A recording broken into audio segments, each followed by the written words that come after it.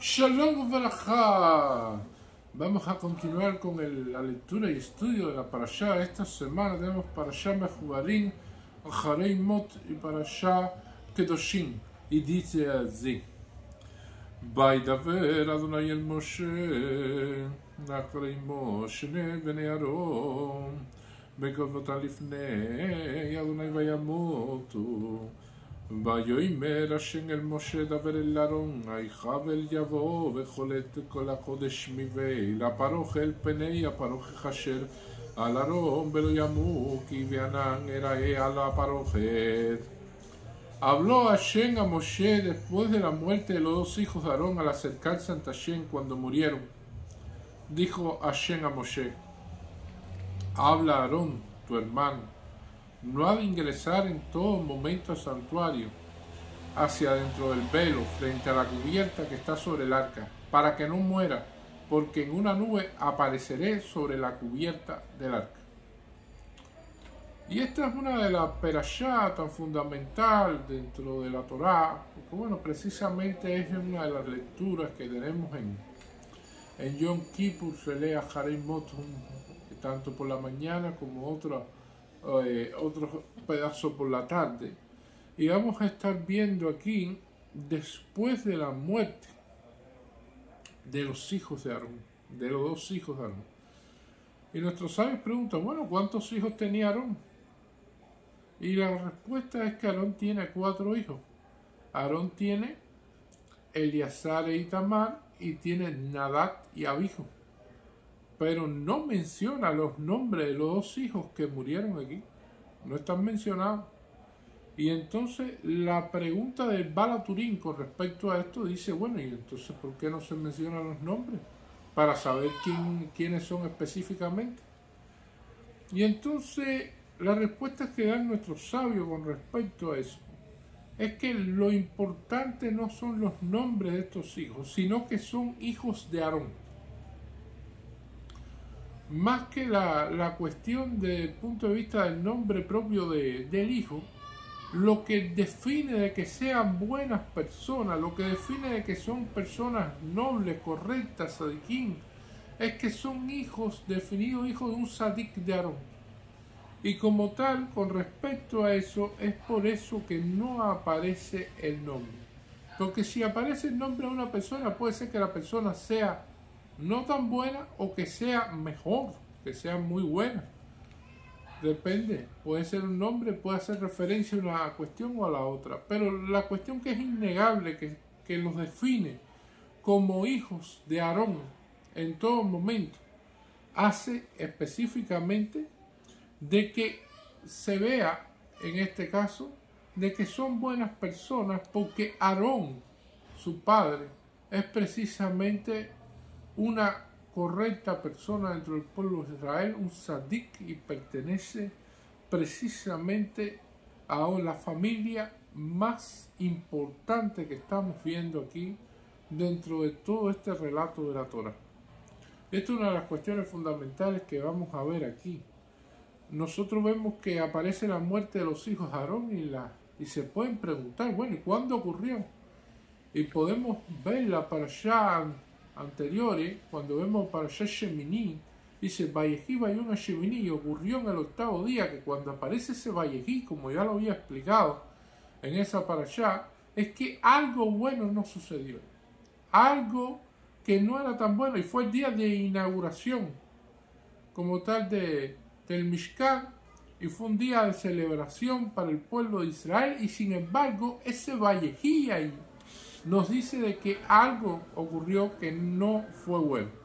Y aquí aparece finalmente este desenlace en que mueren estos dos hijos.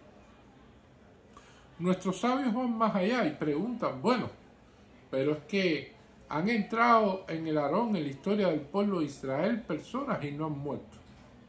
Por ejemplo, entró Tito el Rasha del Imperio Romano.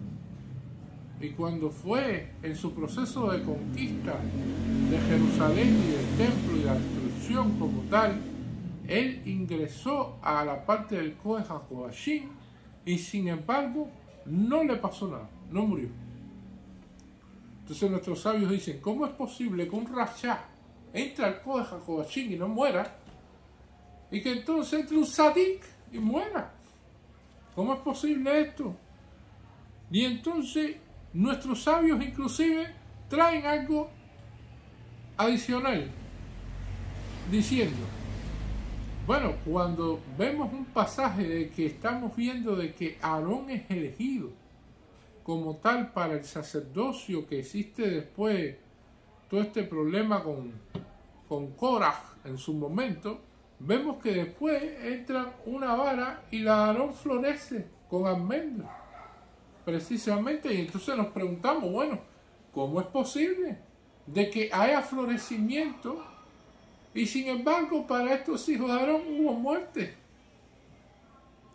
Y entonces una de las cuestiones que aparecen como explicación a esto, que no es muy conocida, es que los muchachos los comió el fuego porque las muchachas estuvieron abandonadas. Y esto hay que explicarlo. Los hijos de Aarón tenían una posición dentro del pueblo de Israel, que era una de las posiciones más grandes que existían. Tenían una posición de dinero, evidentemente eran millonarios. Tenían también la posición social de ser de la familia de Kohanim Gedolim, que en su momento iban a ocupar la posición de sumo sacerdote, guía, se pudiera decir, espiritual del pueblo de Israel en todos los sentidos. El amplio estudio de la Torá que tenían y la religión al nivel que cumplían todas las misbot y todas estas cosas, porque no solamente el estudio, sino también el cumplimiento de lo que estudian. Y esto lo hizo ver a ellos como que no podían casarse con cualquier persona, que tenían que buscar a alguien que fuera muy especial, a alguien que estuviera a su nivel, a alguien que estuviera, se pudiera decir, a esa escala. Y realmente se pusieron tan exigentes que no se casaron nunca. Se pusieron tan exigentes, y evidentemente aquí aparece la palabra Vayamutu nos explica de que no tuvieron descendencia estos hijos Nadab y Abihu. Y evidentemente cuando estamos viendo eso, Hashem los castiga porque deberían haber bajado un escalón o dos o tres escalones como tal de ese nivel que ellos esperaban, y haberse casado y haberse tenido un linaje y una cuestión de descendencia, ¿no? Dejar una descendencia en la tierra, pues no lo hicieron, y por lo tanto era un problema. Y la Torá siempre, cuando dicen las cosas, ¿no?, las explica claramente. Ayer lo dice claramente aquí, y una de las cuestiones que establecen nuestros sabios con respecto a la cuestión de casarse es que la persona debe casarse joven. Porque hay personas que dicen, no, bueno, voy a casarme cuando tenga dinero, cuando tenga tal condición, cuando tenga mejor condición. Y las personas a veces no se casan por eso de una manera, siendo jóvenes. Y el dinero se conoce también como con la palabra susin, que va y viene. Y precisamente las personas le dan importancia tanto a eso que no llegan a casarse. La familia queda para siempre, pero el dinero, como dice la palabra susin, va y viene. Entonces llegan momentos que no se casan, y cuando la persona se va haciendo mayor, cuando la persona va incrementando en años, la sabiduría para casarse va disminuyendo. La sabiduría en otras cosas va aumentando, pero la sabiduría en casarse es más difícil, porque ya la persona tiene determinadas ideas, tiene determinadas cuestiones, ya no es igual, y entonces le es más complicado poder llegar a tener familia.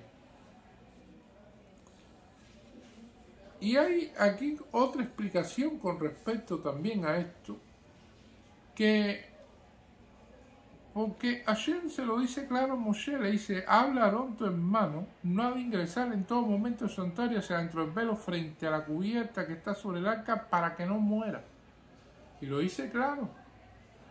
Y entonces Rashi dice, bueno, va una persona, un médico, y ese médico precisamente le da una especie de examen, le hace un examen y le dice un diagnóstico.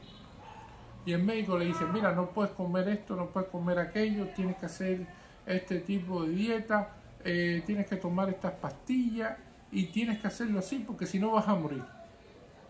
Y tal persona que tú conoces o tal persona que yo conozco murió precisamente porque no siguió estos reglamentos.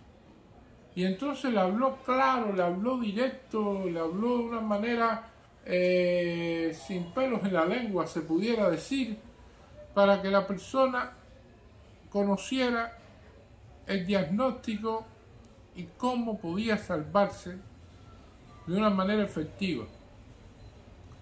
Pero bueno, Rashi también explica de otra paciente que llega y hay otro médico y el médico le dice, no, mira, tú en tu caso, tú puedes hacer determinadas cuestiones, no puedes comer esto, pero puedes hacer esto y puedes hacer lo otro. Yo te recomiendo que tú sigas esto y yo te recomiendo que tú hagas aquello. Cuando la persona empieza a recomendar cosas, pero no habla con precisión de las consecuencias de esas cosas que si no la hace lo que le va a traer a raíz de eso, entonces precisamente la gente de lo que le recomendó prácticamente no hace nada. O de lo que le dijeron no realiza nada. Y si tiene que buscar tal pastilla ni la busca. Nada, me dijeron esto, nada, pero yo no voy a conseguir eso. No es algo tan grave. No es un problema tan difícil de conseguir o de resolver. Se pudiera decir, no es un problema tan difícil de resolver. Porque bueno, él me dijo esto, nada, quizás quito, no puedo. Pero bueno, tú sabes. Y entonces, al final, la persona se lleva esa impresión. Entonces Rashi dice, ¿cuál es buen médico? Bueno, un médico bueno es el primero, que le habló directo, le habló claro, si no haces esto vas a morir, te va a pasar esto y esto y esto, y esto te va a traer como consecuencia esto y no puedes hacerlo. Y entonces ese médico que habla claro a veces no nos gusta, porque a las personas les gustan que los médicos muchas veces hablen de una manera solapada, que no digan las cosas de manera directa, que entonces el médico sea más un confesor en el cual cuéntame tu vida, que más una persona que diagnostica y va directo al grano, en 5 minutos te dice exactamente lo que tienes que hacer y lo que tienes que resolver. No, media hora de conversación vana y en definitiva sin llegar exactamente a interiorizar la persona lo que tiene que hacer. Y esto es uno de los elementos que estamos viendo aquí, que es parte de la cuestión. Dios le dice a Moshe que le diga a Aarón directo, tus hijos murieron por eso. Y aquí está la cuestión. No ha de ingresar en todo momento al santuario, o sea, dentro del velo, frente a la cubierta que está sobre el arca, para que no muera. No es rodeo. No, para que no te pasen algunas cosas indebidas o para que no mueras porque vas a morir. Porque en una nube apareceré sobre la cubierta del arca. Y entonces se lo dice claramente. Ahora, la cuestión es, no es decir, bueno, está bien, eso es con respecto al mensaje, está bien, está directo, está completo, se sabe, pero ¿por qué Tito Arrachá, una persona de esta cuestión, entonces puede entrar y entonces los hijos de Aarón que entraron, entonces salieron así? ¿Cuál es la cuestión aquí? Y entonces el Talmud Yerushalmi en el Maseje Tanit nos va a traer en el caso de Rabí Levi Barzilai, en el cual establece que él estaba en un momento en que fue atacado por una horda de Iboyín que iban a destruir el lugar donde él estaba. Y él tomó un Sefer Torah en ese momento salió ante esa horda, se paró en la muralla y entonces le pidió a la Kadosh Baruj Hu que por el mérito de todo el que al Israel y por la cuestión de toda la Torah que habían estudiado y todas estas cuestiones, que salvara precisamente de esta horda de Goyim que iban a atacar y a destruir todo. Era un saqueo total, con muertes de todo.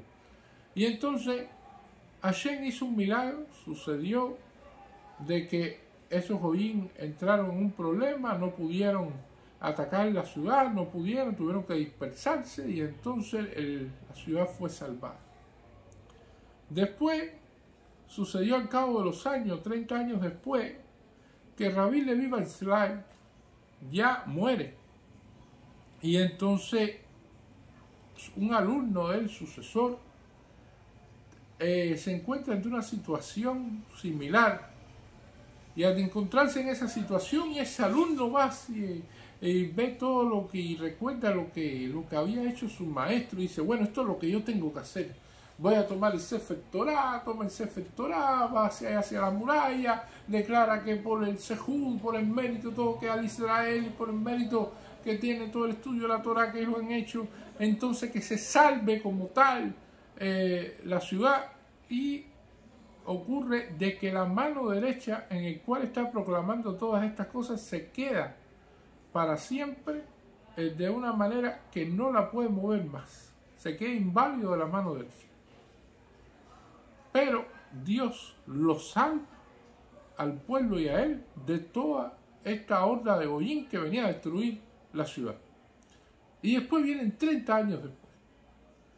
Después de esos 30 años, viene el discípulo de este discípulo, que era discípulo de Rabbi Levi Barzilai. Y entonces él en ese momento hace lo mismo, se acuerda de lo que hizo su maestro en nombre del gran maestro, y entonces va y toma el Sefer Torah y hace la proclamación por todo el mérito y se ajude que al Israel y por todas las cuestiones, que se salve toda esta ciudad y que no sea destruida por esta horda de como tal de Goyim que vienen a destruir, a saquear. Y lo que sucede es de que no pasó nada, en el sentido de que no fue escuchado su rezo, ni tuvo problema en la mano, y al mismo tiempo la horda destruyó la ciudad completa.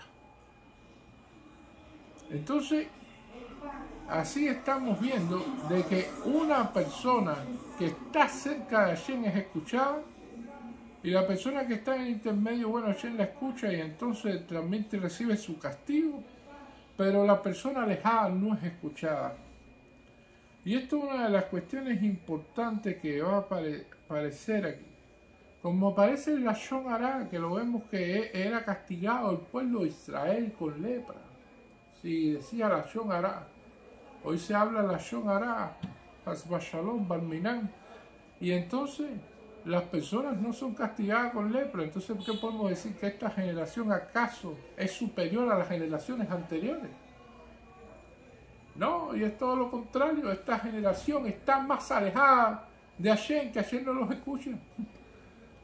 Y en aquel momento Hashem escuchaba a todos, y entonces de una manera inmediata sucedía la cuestión de la Sará, de la lepra. Y entonces estamos viendo esto de esta manera para entender por qué Tito Arrashá, que fue del Imperio Romano, era una persona que no era de interés para Hashem, porque no se escuchaba en eso las cuestiones de él, y no tenía esa importancia. Tanto es así que nosotros vemos a nivel de los países como tal, que si viene alguien que fue ministro o que es ministro y habla mal del gobierno, de la situación, o que tuvo algún cargo, tuvo algún tipo de nivel, y como tal empieza a hablar cuestiones, generalmente cae en un proceso judicial. Generalmente, como mínimo, tiene que responder por lo que dice. Sin embargo, puede haber un barrendero, puede haber una persona en la calle que una persona que realmente no tenga estudio, no haya ocupado ninguna posición, que no tenga repercusión, lo que dice. Y puede decir que lo mismo que dijo el ministro, o esa persona que tuvo una posición, y nadie le va a hacer prácticamente caso. Porque sencillamente sus palabras como tal no tienen esa repercusión como la que la tiene el ministro que fue fulanito de tal, que estuvo en tal lugar, y entonces sí tiene una cercanía, sí tiene un elemento de decir, bueno, sí es cercano como tal. Y esa es una de las cuestiones fundamentales que estamos viendo aquí. Por lo tanto, esta familia que ocupaba este rol no podía equivocarse. Y ayer lo dice así, solo un día se podrá entrar al Beit Hamikdash. Y ese día es Yom Kippur. Porque ese día el Kohen Gadol, como todas las personas que hacemos Yom Kippur, es un día de ayuno, es un día que la persona se comporta como un ángel, es un día en el cual prácticamente estamos llenos de esa atmósfera que trae Yom Kippur, que hace ese día con una santidad excepcional, que la persona se acerca más a ser un ángel que a un ser humano. Y entonces ese es el día que puede entrar ahí, con toda la cabaná y con toda la perfección de haber estudiado y haberse preparado para eso, y sin embargo no todo estaba seguro. Entraba con una cadena atada a los pies y tenía campanitas y todo, y precisamente por si moría ahí adentro, alarlo con la cadena. O sea, no era una cuestión sencilla, porque son lugares santos. Así como santos son las sinagogas, los Beit Knesset, lugares en los cuales tenemos que siempre estar mirando lo que hablamos, lo que decimos, de la manera en que nos comportamos en Beit Knesset, porque cada Beit Knesset tiene un nivel de santidad, y ese nivel de santidad hay que mantenerlo, y eso es importante para todo Am Israel, para que así seamos bendecidos siempre, y para que tengamos pronto Moshiach Tzidkeinu. Benomarme. Muchas gracias.